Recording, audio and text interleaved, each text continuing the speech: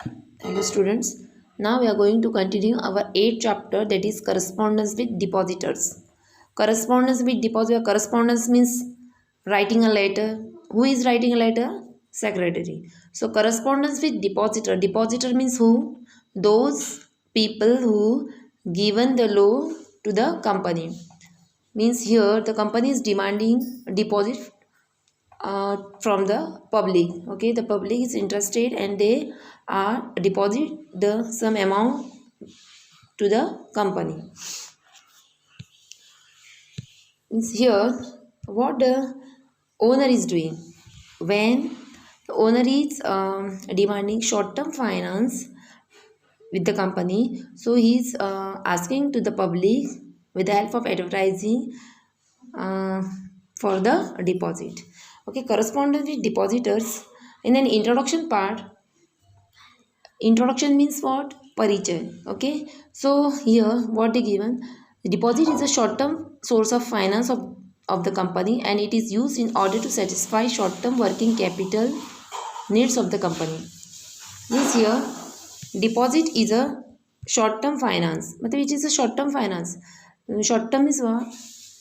Minimum 6 month, maximum 36 month, कम से कम 6 महीने के लिए, मैक्सिमम 36 मंथ के लिए डिपॉजिट के रूप में पैसे लिए जाते हैं. Owner is demanding the deposit, okay, from the public. The public जो होती है वो कंपनी में डिपॉजिट देती हैं, और ओनर जो होता है वो बैंक में नहीं जाता है लोन के लिए, पब्लिक से डिपॉजिट लेता है.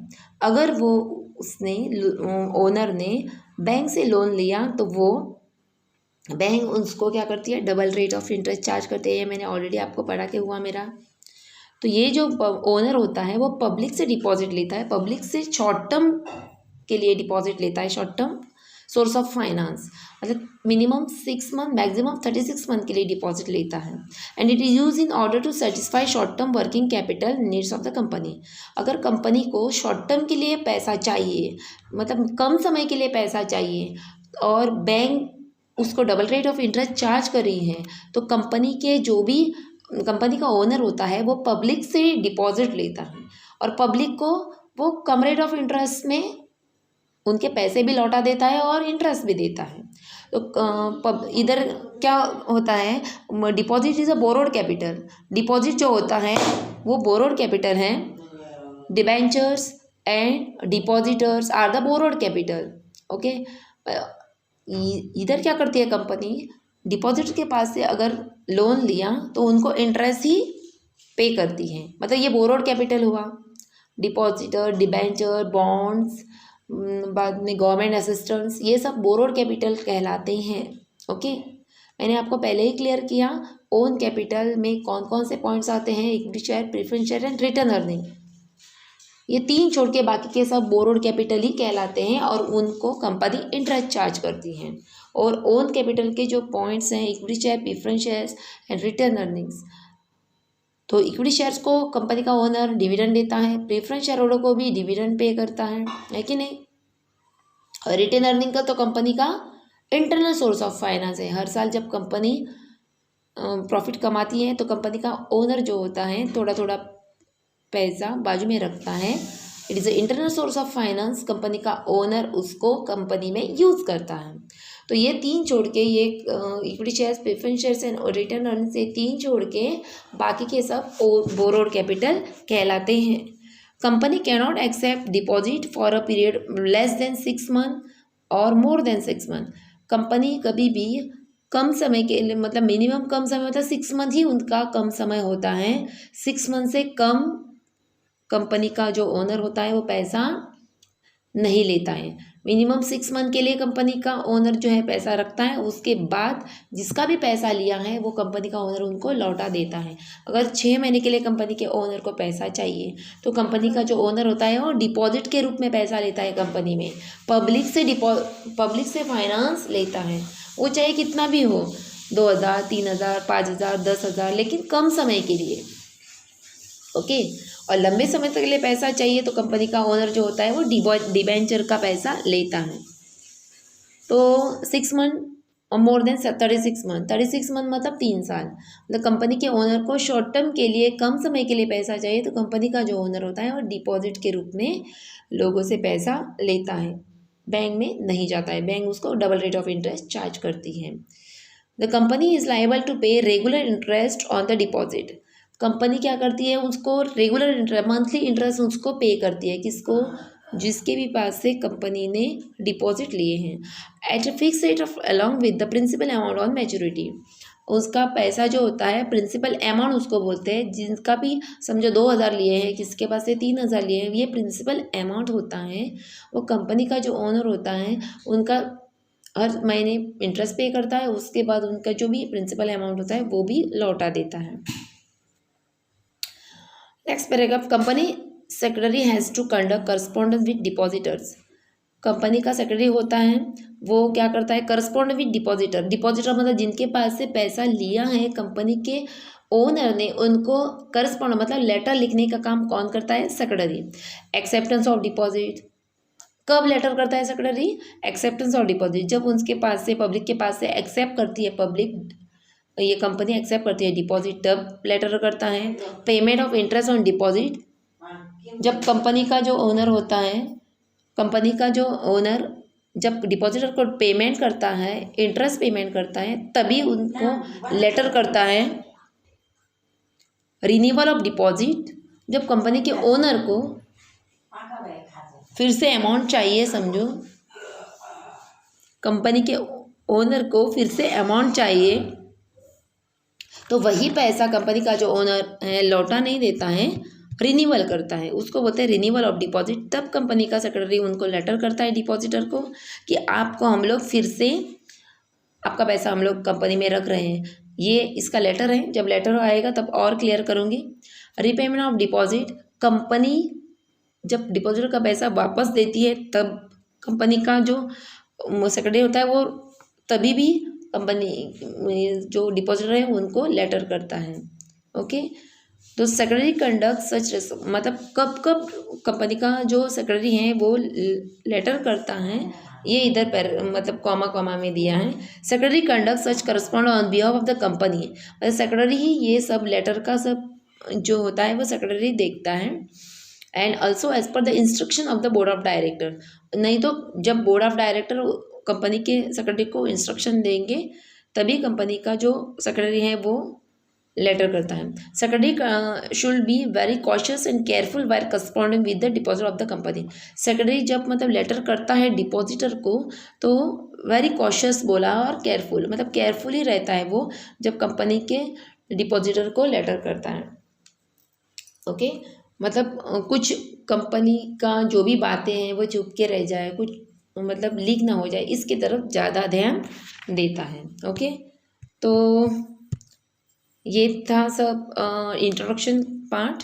Okay, we are going to learn the precaution to be taken by secretary while corresponding with depositor.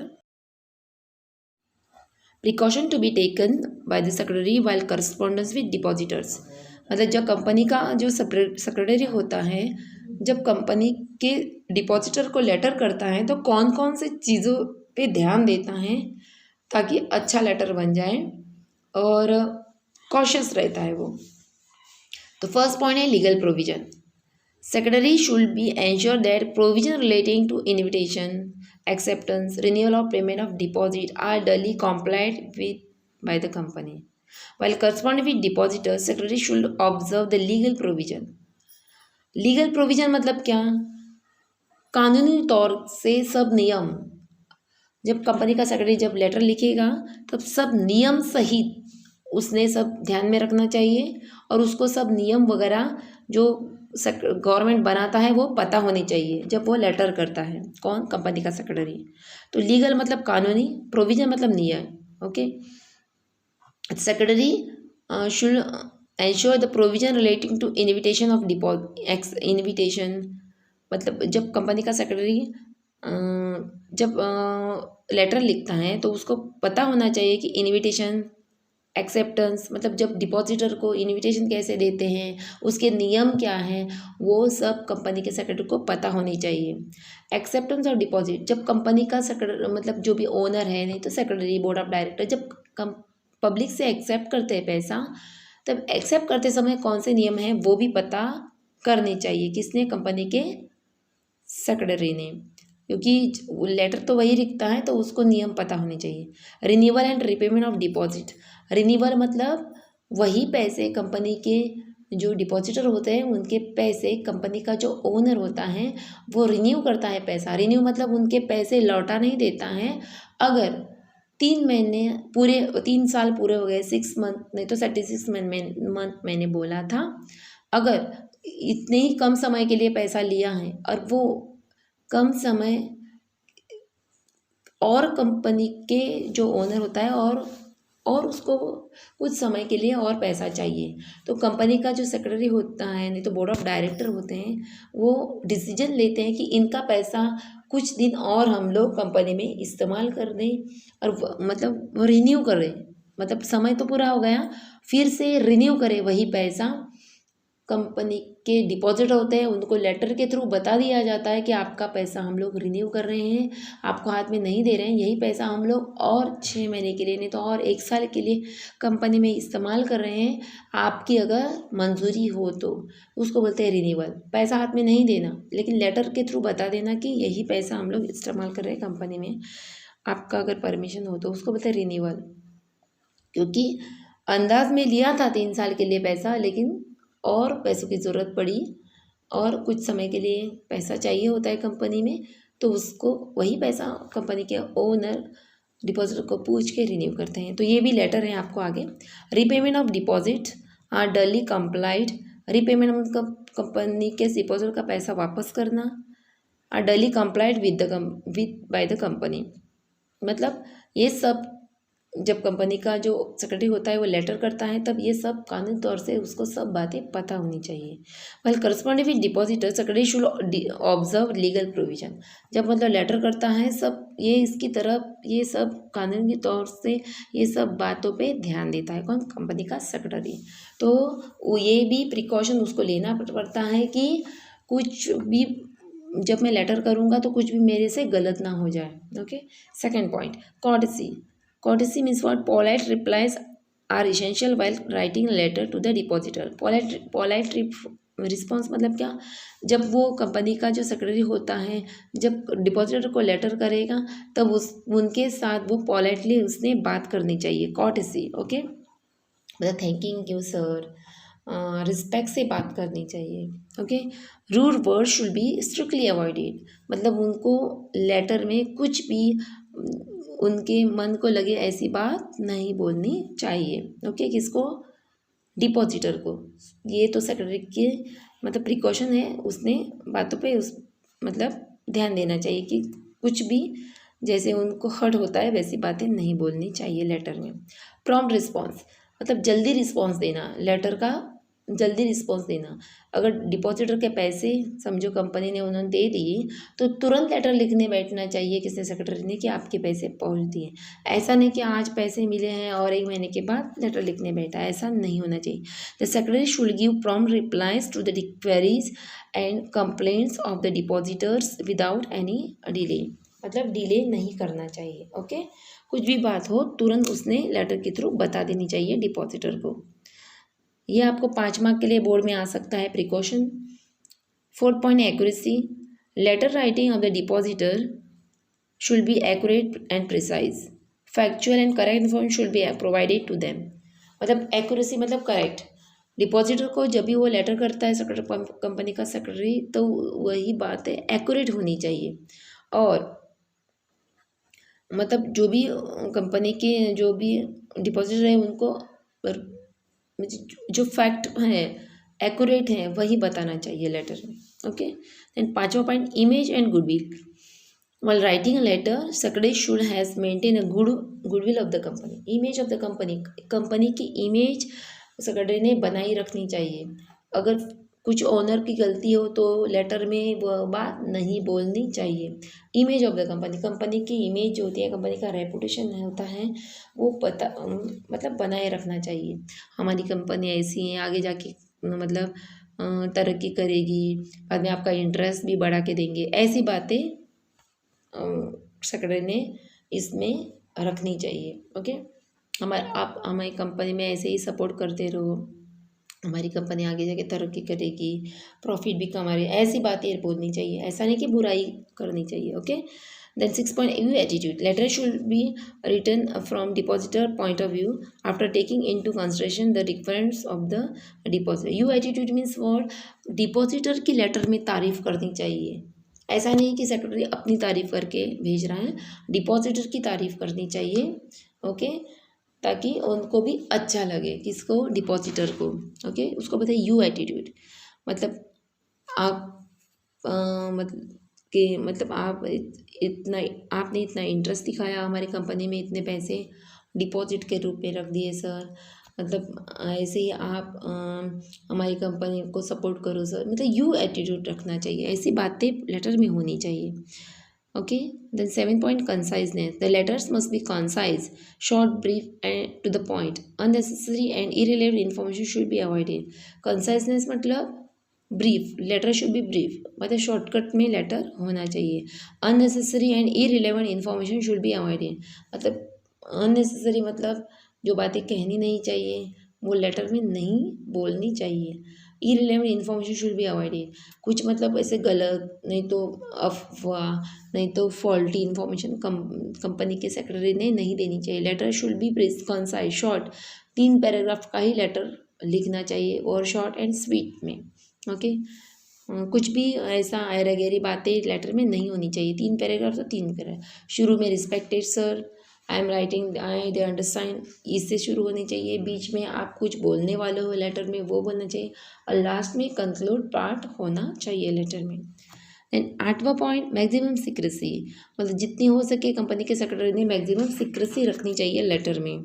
Okay, मतलब इस तरफ ध्यान देना चाहिए कि मेरे से कुछ गलती ना हो। It is necessary to maintain maximum secrecy as regard to secretarial correspondence with depositor, मतलब मैक्सिमम जितनी चाहिए हो, मतलब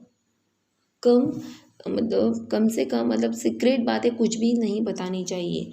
शॉर्टकट में बातें और बहुत कुछ कहने की बातें होती हैं, मतलब शॉर्टकट ऐसे वर्डिंग्स यूज़ करने चाहिए, और सीक्रेट बातें जो भी कंपनी की है वो डिस्क्लोज नहीं करनी चाहिए। इसकी तरफ कंपनी के सेक्रेटरी ने ध्यान देना चाहिए। तो ये थे हमारे 8 पॉइंट, और ये बोर्ड में आता है। Okay, so thank you student. अगर आपको कुछ समझ में नहीं आया तो आप व्हाट्सएप के थ्रू, पर्सनल मोबाइल के थ्रू मुझे पूछ सकते हो, और जब स्टार्ट हो जाएगा कॉलेज तो मैं आपको और क्लियर करती जाऊँगी। Thank you.